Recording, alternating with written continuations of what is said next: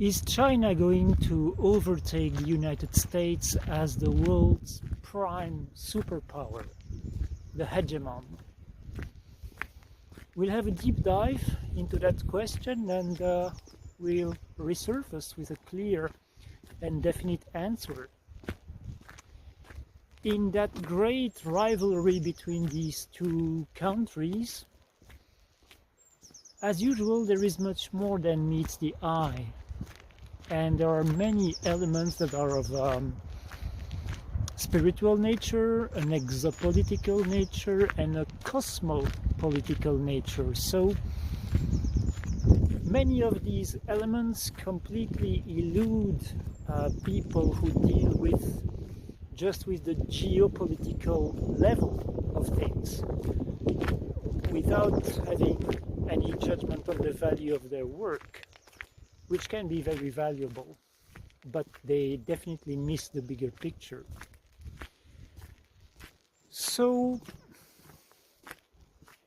what's happening at the moment, of course, is that over the last decades we have witnessed a rise in power coming from China, especially in the area of economic growth, but also diplomatic influence, and more recently very significant military buildup.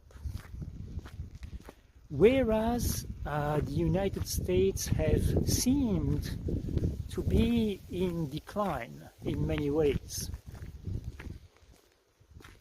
And when I say many ways, it's their image, it's the cohesion of their society, it's their diplomatic influence, and it is the strength of its military.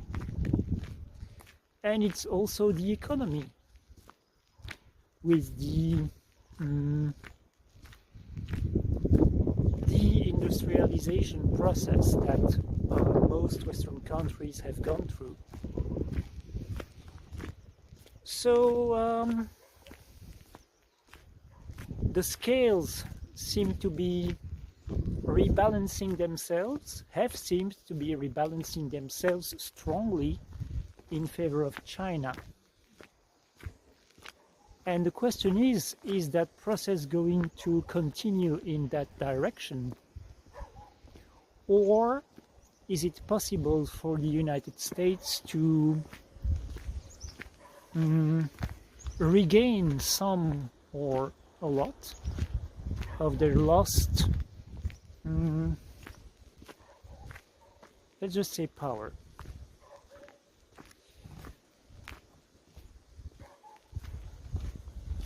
The first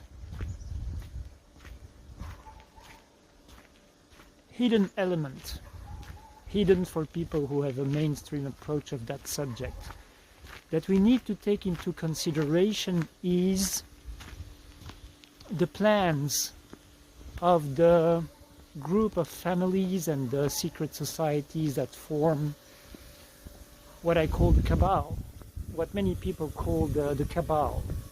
So the people who have ruled human affairs, human society from behind the scenes for quite a few millennia. And there was clearly a decision, and it's very visible, and it can be observed in many ways. You know, it manifests itself in many ways.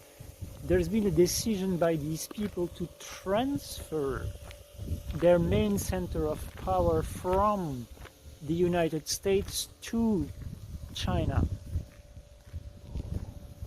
China.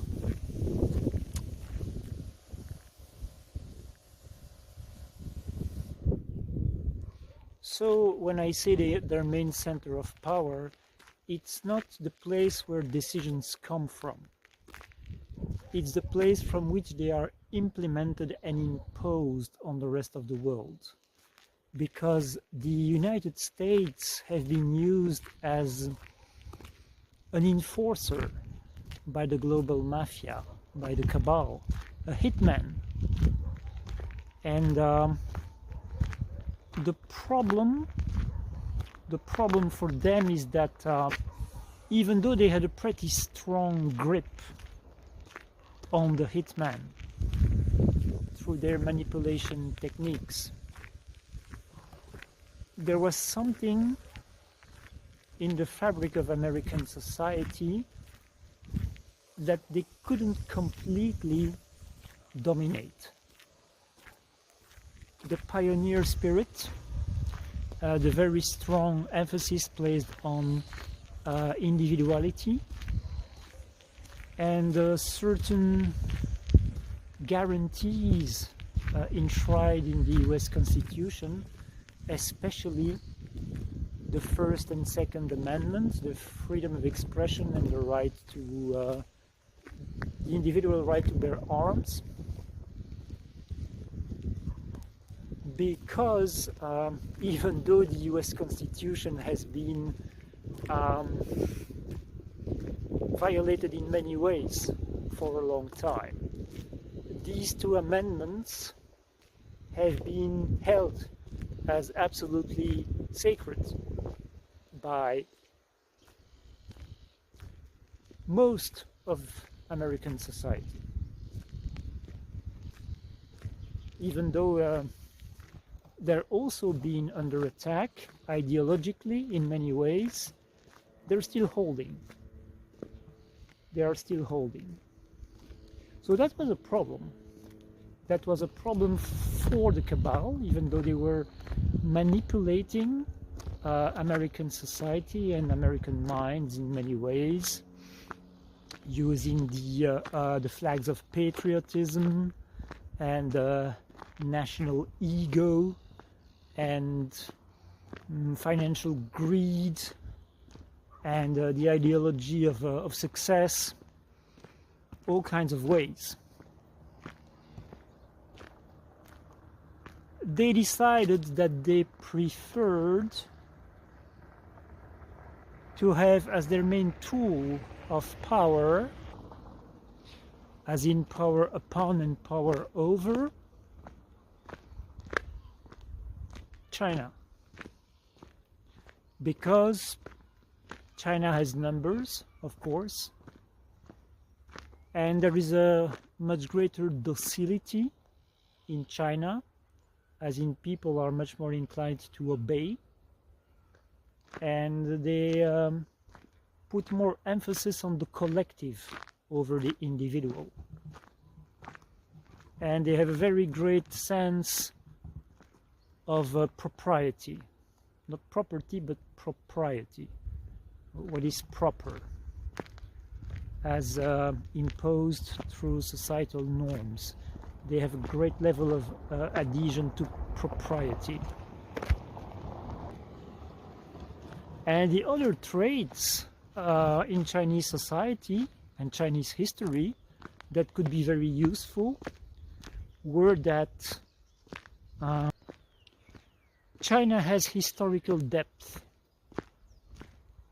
It's been around for a really long time. It was one of the first cultures to emerge in the recent period in the history of humankind that historians believe to be the whole history of humankind. That's not the case, but what we call history, which is just a small segment of history. So in that small segment that started 6,000 years ago, China was one of the first cultures, national cultures, if we can use that term, to emerge. So, and to become a very, very significant actor, one of the primary actors on the world stage. The fact is that for many centuries China was the primary center of innovation on the planet. The majority of technological innovation was coming from China. And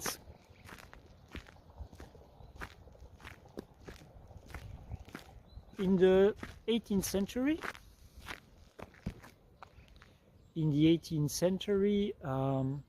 China was accounting for about 1/4 of the world's GDP.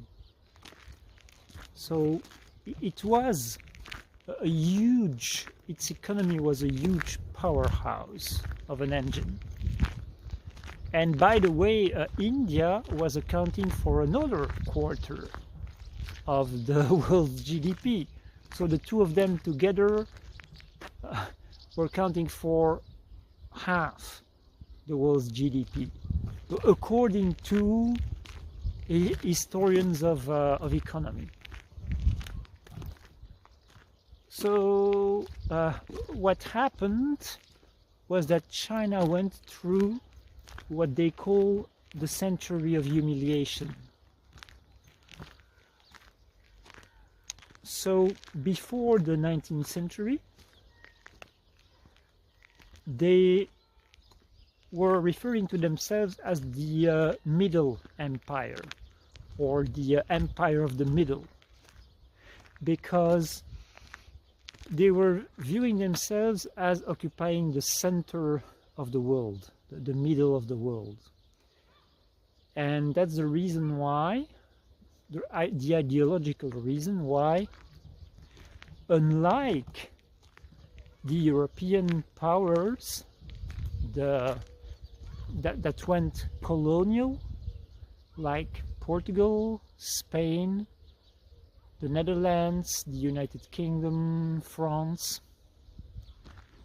they didn't build big fleets to go around the world to trade with other parts of the world, because the rest of the world wanted to come to them in order to get their products that were highly appreciated, like silk, like porcelain, like jade. So that was the attitude. Why would we go to the rest of the world? They all want our stuff. They're coming to us. And by the way, the Chinese were also producing items in the Western style, in the European style, at a much lower cost than Europeans themselves. So that was already a thing at the time. They were copying Western items and producing them at lower costs to sell to Europeans. So what happened is that they missed the first big surge of the Industrial Revolution that took place in Europe. Then Europe became, for a while, the primary center of technological innovation of the world. And since for centuries the Europeans had already developed fleets that could go anywhere in the world and carry military operations, once these fleets were equipped with the full might of industrial capacity, like steam engines and new types of cannons and helix propulsion and armored shells, they were in a position to impose their will to the Chinese Empire, and they started to exploit China's economy to their benefit. So that's something that the British did in India in a very prominent way. You can say that the Industrial Revolution of the United Kingdom was actually funded by India, by the huge amount of wealth that the British extracted and drained from India.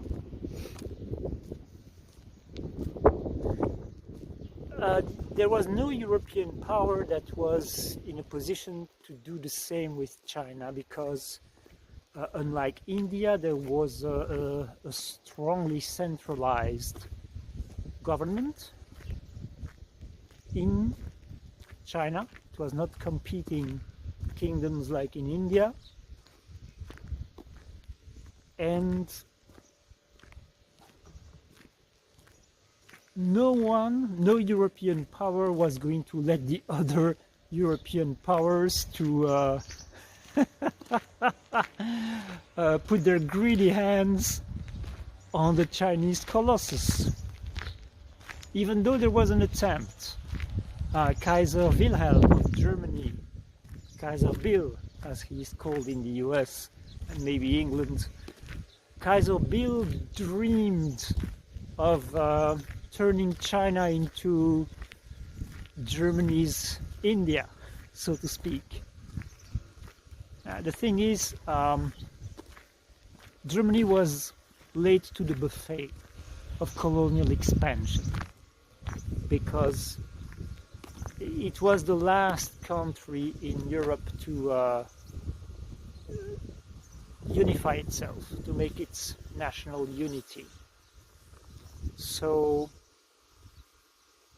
in centuries past they hadn't prepared the possibility of future expansion anywhere in the world. They didn't have outposts like other European countries had. So it was not in a position to go, it hadn't been in a position to go British style or French style all over the globe. And Kaiser Wilhelm resented that. In his own terms, Germany needed to have its place in the sun, and it was time for that. And as I said, the other European powers, were like, no, Wilhelm, no way. So a situation was maintained in which the big, fat, juicy Chinese cake was being, slices were being made for each of the European big powers to have their own share. Not that they carved territories that they would control directly, but they had their zones of influence. So they imposed very harsh conditions to the Chinese government, very uneven trading agreements, supposedly no agreements at all, so conditions, very harsh and uneven trading conditions, commercial conditions. And the most blatant example of that, of course, were the Opium Wars, where opium was being exported from India, from the British colonies in India to China. And at some point the Chinese government decided to forbid the import of opium because it was weakening their society. It was starting to unravel the fabric of Chinese society. People who were completely opioid addicted. And by the way, they're trying to have their revenge in that area now by invading American society with synthetic opioids via Canada and Mexico. But I'm using the word revenge here because that drive for revenge is present. So that drive for revenge is very present in the Chinese elites. That desire to take revenge for the century of humiliation and the setback, the delay it imposed on China for its economic and industrial development, and the diminishment of its place in the world. So there are many people right now who would make an argument that China is not to be feared in any way, because traditionally China hasn't been a conquering empire. It hasn't had that expansionist drive to it. So it's only when foreign dynasties were in control, like the Mongols and the Manchus, that China was a conquering power, but not with purely Chinese dynasties. With the exception of the area in Central Asia that China wanted to control directly, because that was of very strategic importance for the Silk Road. The Silk Road that enabled China to commerce with other Asian powers and with the West, with Europe.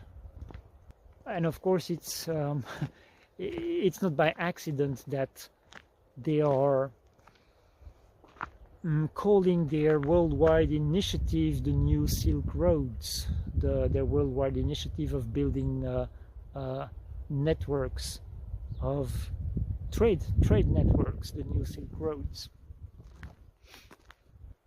So what these people argue is that trade, commerce has always been the main focus of China. That's what they're good at.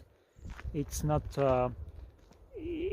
military conquests and submission of other countries and peoples that they're traditionally good at. It's commerce. That is actually true. So the argument is it's not in their tradition, it's not in their culture, and they understand that it's not in their interest, so they prefer to build stuff. They prefer to build roads and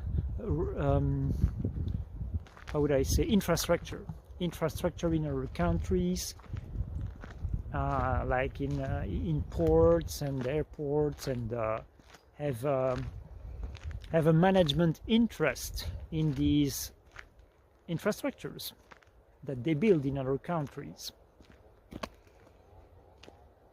And that is also strategically a way for them to circumvent the maritime domination of what you could call the Anglosphere, the Anglo-Saxon coalition that was in the past the British Empire, and that is now led by the United States. The only problem with that argument is that it doesn't take into account two factors: the drive for revenge, that is very strong, and there is a resentment there, there is a wound that hasn't been healed, a wound of self-esteem, you might say, a wound of pride, and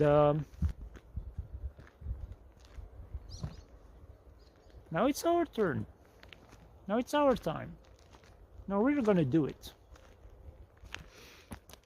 But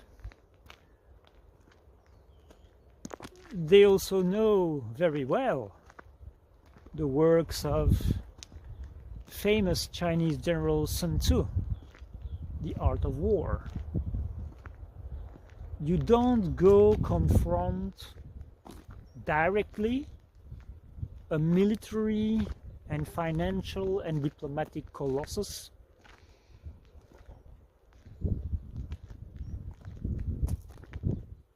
You work in a much more subtle way to undermine it, to undermine its power. And so the method that the Chinese regime has been using to spread its influence all over the world is a method of infiltration, facilitated by the number factor, the huge Chinese diaspora. Obviously, that facilitates infiltration a lot. And all these infrastructure works in Africa and many other countries, that also facilitates infiltration quite a bit. And they're not the first, obviously, to use that tactic. The West has been using it a lot as well, infiltration. There was a British Prime Minister who once famously said that there were two ways to take over a country. One was through military force, and the other one was through debt. And the British Empire has used that that avenue of debt a lot. Among others with South American, Latin American countries. So you make loans to countries that you know in the future they won't be able to pay back. And when they get to the point where they cannot pay back, then you say, all right, so you can stop to pay us in cash, but you must give us your assets. And you must adopt the policies that we are going to dictate to you. They did that with the Ottoman Empire and many other areas of the world. And infiltration can also be of a cultural nature through your fiction industry. So that was America, the United States of America have been very, very good at that, at exporting their fiction industry, of course, their music industry, their image, their clothes, their way of dressing, their frankly terrible drinks and I don't want to say culinary products, let's just say fast food. Let's call it what it is, their fast food and their sugary drinks. So that's another way to infiltrate a society. It's to export your way of life and your culture.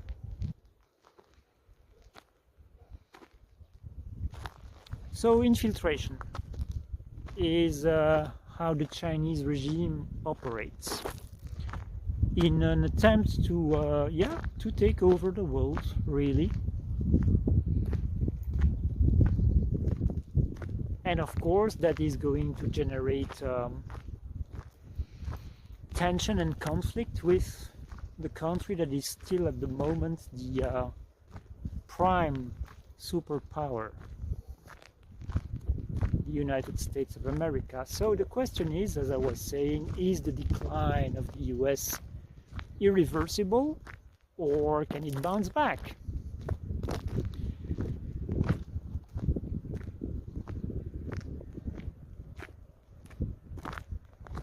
Because the cabal had decided to transfer their primary source of power from the United States to China, they had to aggressively, and that's one of the reasons why we saw that constant erosion of societal fabric in the United States, with the explosion of debt and the explosion of drug addiction, the increasing violence in society, the outsourcing of industry, in so many ways. And the attack, the very, very intense attack on people's physical and mental health. And for that matter, you can really feel for the American people, because the attack they've been under has been so intense. So intense. You can say that the novel control methods that have been implemented worldwide over the last 70 to 80 years, they're all being tested in the United States first. So these people, they've been first in line under assault of all these new novel control methods. And when the controllers could see that they were working in the United States, then they were exported in the rest of the world, starting with Europe and the other countries of the Anglosphere.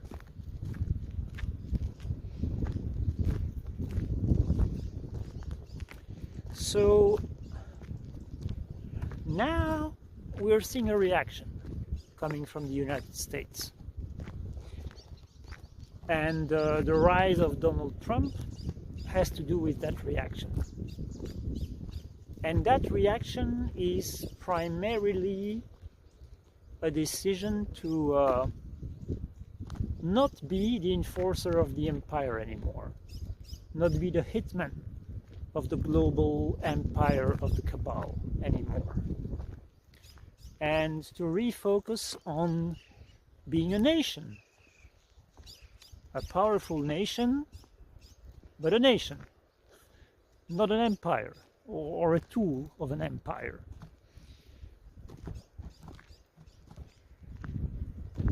And that means internally dismantling the empire's infrastructure, and externally withdrawing from a lot of areas. There were at some point 1,000 American military bases all over the world. And under Donald Trump, withdrawal has begun and is going to accelerate. And all these, the attempt by the Trump administration to reindustrialize America is part of that as well. The attempt to secure the borders from illegal immigration is part of that as well. The attempt to de-woke society and restore some sanity to society, and defund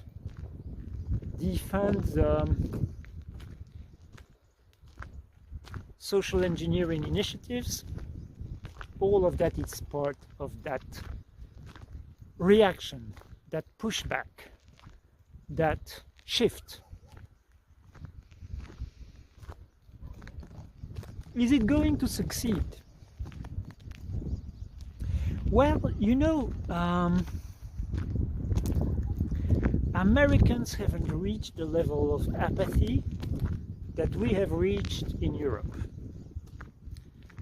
They still have some fight left in them. And it took them a really long time. But now they're really fed up. They're really fed up, and they're fed up with a lot of things, and rightfully so. So there is no going back from what is happening there right now.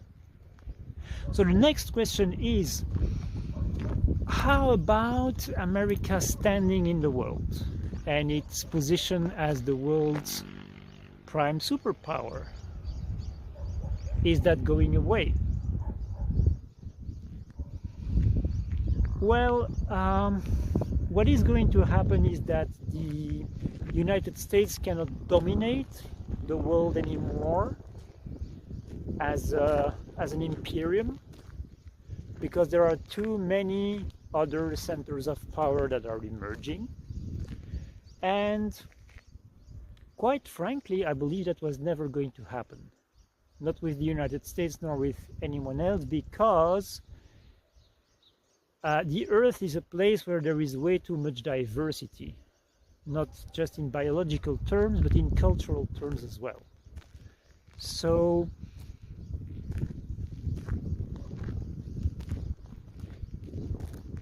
having complete domination over such a diversity of cultures and ways of life, that is extremely unlikely to happen. It's extremely unlikely. But there can be something approaching that for a while. Let's just put it like that. So they will have to let go that pretension, that ambition of controlling the entire world, and satisfy themselves with being a superpower among other superpowers. But I believe they're going to stay the prime superpower, even if they let go of the Federal Reserve, which I believe is going to happen soon, even if they withdraw from the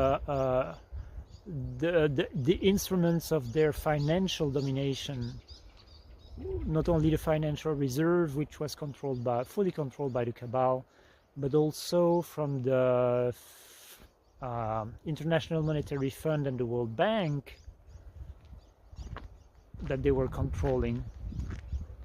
So even if they withdraw from that,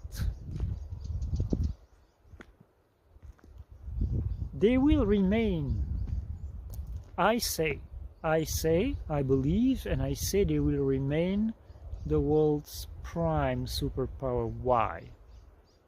How are they going to be able to do that if they let go of and actively dismantle so many of their tools of imperialism, like the so-called USAID, or the which has just been completely completely dismantled, or the National Endowment for Democracy, which was actually it was the National Endowment for Tyranny, would have been a more appropriate term. As always with these structures, it's always the exact opposite of what they claim to be. So how are they going to do it? Well, they're going to do it because they are sitting on a gigantic, massive treasure trove of hidden, exotic technologies that they have developed in the framework of their secret space programs. And when I say they, it's not the US government that has done that. So it was not the US government that developed these programs. It was factions within the military and some aerospace, military-industrial complex corporations. Some sections, compartments, factions within these organizations. And a lot of it was in service of the cabal. The US Navy secret space program hasn't been in service of the cabal. And they're the ones who've had the most advanced secret space programs. Other countries, other world powers also have their own secret space programs. So, but the Americans have had the most advanced one and the most massive one. So after, in the hierarchy, so to speak, after the United States come Russia, then China, then the United Kingdom and France. Even Italy has had its own secret space program. And even the United Nations have had their own. So we've been in space for a while. We've been in space for quite a while. But I repeat, the United States have had the most massive presence. They've been all over the galaxy. So these people in certain sections of the military and the aerospace corporations, all over the galaxy, and not just with spaceships, but also with stargates, like you can see in the movie Stargate and in the series Stargate SG-1. That portal technology has been used as well. And there are extensive commercial and diplomatic contacts with other civilizations, extraterrestrials. And because of that, the benevolent faction of the American secret space program has been in a position to manufacture absolutely massive amounts of exotic technology items like replicators, like you see in Star Trek, like anti-gravity vehicles, the famous flying cars that we were promised, you know, that we were all going to have in the year 2000.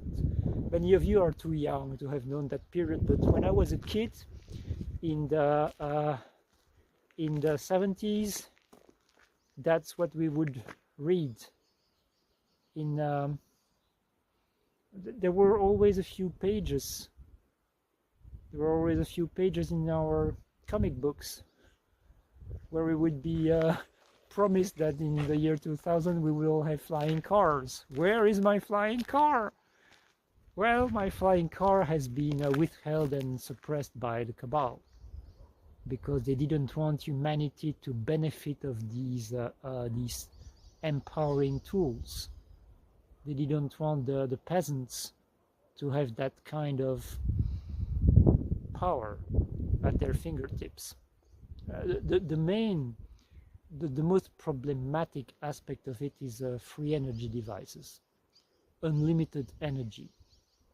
So if you have your own energy source, unlimited energy source at home, then you are, and your own replicator, your level of independence from the system is obviously orders of magnitude higher than if you are hooked to the electrical grid and depend on power plants and must buy everything you use in a supermarket or on Amazon. But as I was saying, they already have huge amounts of that stuff stockpiled in gigantic underground caverns, in factories on the moon, and it will all be released. It will all be released and introduced to mainstream society not very long from now, once the cabal power structure is completely finished off. And we see that there is an acceleration of that process at the moment, a very significant acceleration.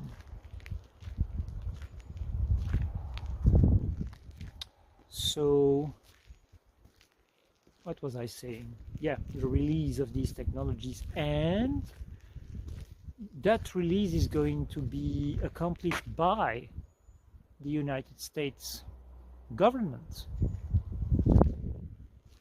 with the transparency operation that is coming, the disclosure. So the United States are going through their perestroika moment.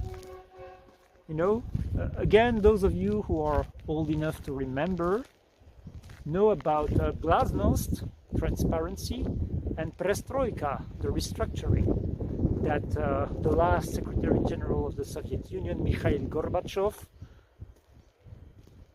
attempted to achieve in order to save the Soviet Union from its collapse and make it transition to a socialist, democratic, liberal regime. And that failed because it was sabotaged. And the United States had a big hand in that sabotage. There was a staged coup by pissed off Soviet generals, and then Boris Yeltsin came about as the savior, the big resistant man. Boris Yeltsin, you really must be blind not to see that he was a pawn of the American empire. That is so evident. But through this short period of staged military coup against Gorbachev and the intervention of Boris Yeltsin as the hero, it was then that it was decided to dismantle the Soviet Union. So the United States are not going to get dismantled, but they are definitely going through their glasnost perestroika moment. So with the disclosure, the government is going to take over, and the United States are going to be the primary actor in the release of these technologies. And the introduction of humanity to other species and other cultures. And also the primary manufacturing hub for these new technologies, which is why at the moment the Trump regime is busy to build Fortress America by closing down the borders to uncontrolled immigration, and by securing, in a more military approach, securing the borders by making their moves with Canada and Greenland and the Panama Canal. They want their borders to be completely safe so that they can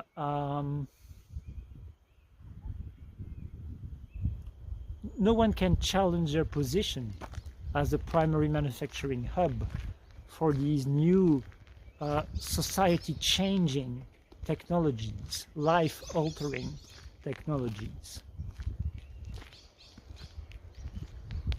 So that's going on at the moment. And when that process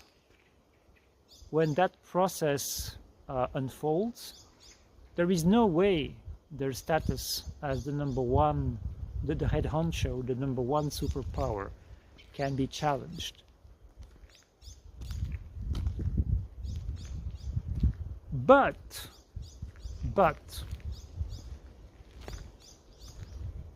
there is another aspect to this, which is a deeper spiritual aspect, which is that on the world stage, on the stage of world affairs and geopolitics, the United States and China respectively, they represent two cosmic level entities. because China is the world's first fully fledged technocratic regime. It's not a communist regime anymore. It hasn't been for decades. It is now a pure technocracy. And you can see that technocratic approach really imposing itself in all aspects of Chinese society. The technological vibe that is emanating from it is really palpable. When you see their cities, when you see how they roll out the surveillance systems, facial recognition everywhere, cameras everywhere. It's Big Brother. It's Big Brother on steroids, the technological version of Big Brother. It's a prisoner's island on a big country's scale. So that means that China represents the nation that embodies in the most prominent way the AI God. And as you know, if you've listened to my other videos, I call this being the TI God, the technological intelligence God, not artificial intelligence. But that being, that techno-consciousness, has been very busy trying its best to take over human society for quite a while. And it's really got accelerated since the advent of the computer age. But that's what China represents on the world stage. It represents the attempt to embody at a national and societal level the TI God. Whereas the United States are what? What are they? Look at their dollar bill. What is written on their dollar bill? In God we trust. What does almost every kid in the United States repeat every day in the classroom, in their in my view quite unsavory pledge of allegiance. We are one nation under God. And when the President of the United States swears his oath of office, he does so with one hand on the Bible, and at the end of his oath he says, "So help me God." And that's what people are supposed to say as well when they testify in a courtroom, or when they are jurors. It's the same theatrics, the same ritual. Hand of the Bible, so help me God. So the United States are the God nation. And when I say God, I don't mean the actual prime creator of this universe. I mean the imposter creator, the demiurge, the God of religions, the God of control and conquest, God number one. So, even though God number one is still the head of the empire, in terms of power and influence across the certain parts of the universe where the empire of the gods exists, the God of technological intelligence can now be considered God number two, meaning that he's second in power and capacity and influence. So that's what we have reflected here. Now, ultimately, even though there is a rivalry between these two entities, God number one, the god of religions, still sits on the throne. And now you cannot see my face anymore. Okay, I'm going to pause the video and record the conclusion in my apartment, guys. Okay, actually you can already see me here, I think, so let's see how that works. Yeah, that's gonna work. Not the best lighting, but it will do. Because I prefer to conclude this video as a walk and talk. So, as I was saying, God number one, God of religions, is still sitting on the throne, and the God of technological intelligence has in fact been contracted by the God of religions to come here and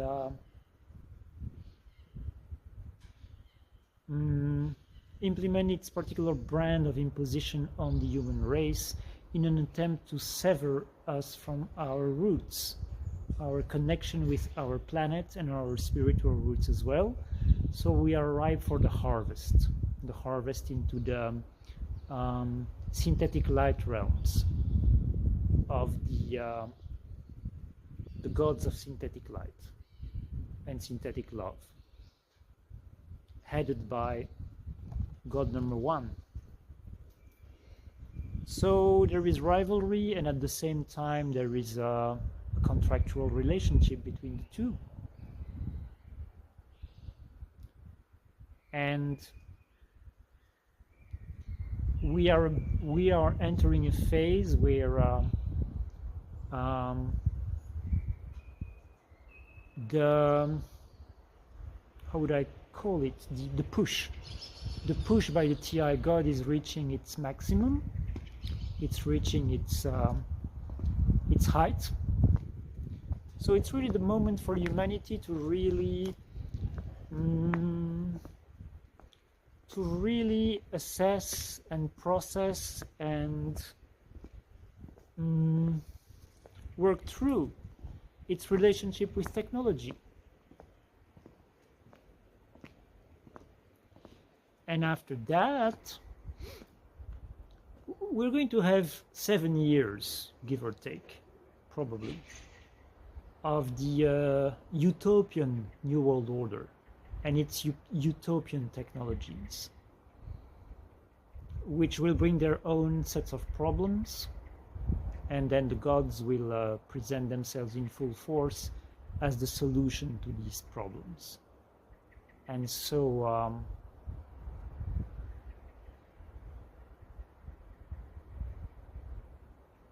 because of that relationship between the TI God and God number one, because that is reflected on the geopolitical stage as the relationship between the United States and China, China cannot hope to overtake the position of the United States, because the United States embody the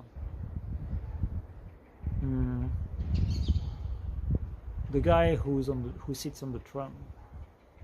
The guy who sits on the throne. And humanity is going to free itself pretty soon. I believe it will be a matter of about 20 years maybe. Completely free itself from the influence and the imposition of the gods and their empire. But in the meantime, we have to deal with these guys, and so we also have to deal with their various manifestations and representations and embodiments. And in terms of geopolitics, United States versus China. But the United States are not going to be dethroned. No, no. All right, I hope you enjoyed this video and found value into it. If you have, please consider liking, subscribing, commenting, sharing. That is very, very, very helpful with the algorithm. Very, very helpful to make this channel and its videos available to a wider audience. So it helps me, it helps more people who can get the information.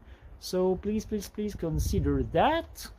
And if you want to know about my activities as a spiritual coach, a dolphin coach as I call myself, and my cetacean-centered activities, my online course, the Human-Cetacean Alliance, my retreat, my whale watching and dolphin swimming retreat in the fantastic island of Madeira, you can write to me. My email address is written in the description of this video, and soon my website is going to be online in the weeks to come. But in the meantime, you don't have to wait for the website. You can write to me and ask me to send you presentation documents about my coaching, my course, my retreat, and I'll be very glad to send that to you. Okay, that's it for today. See you soon. Take care.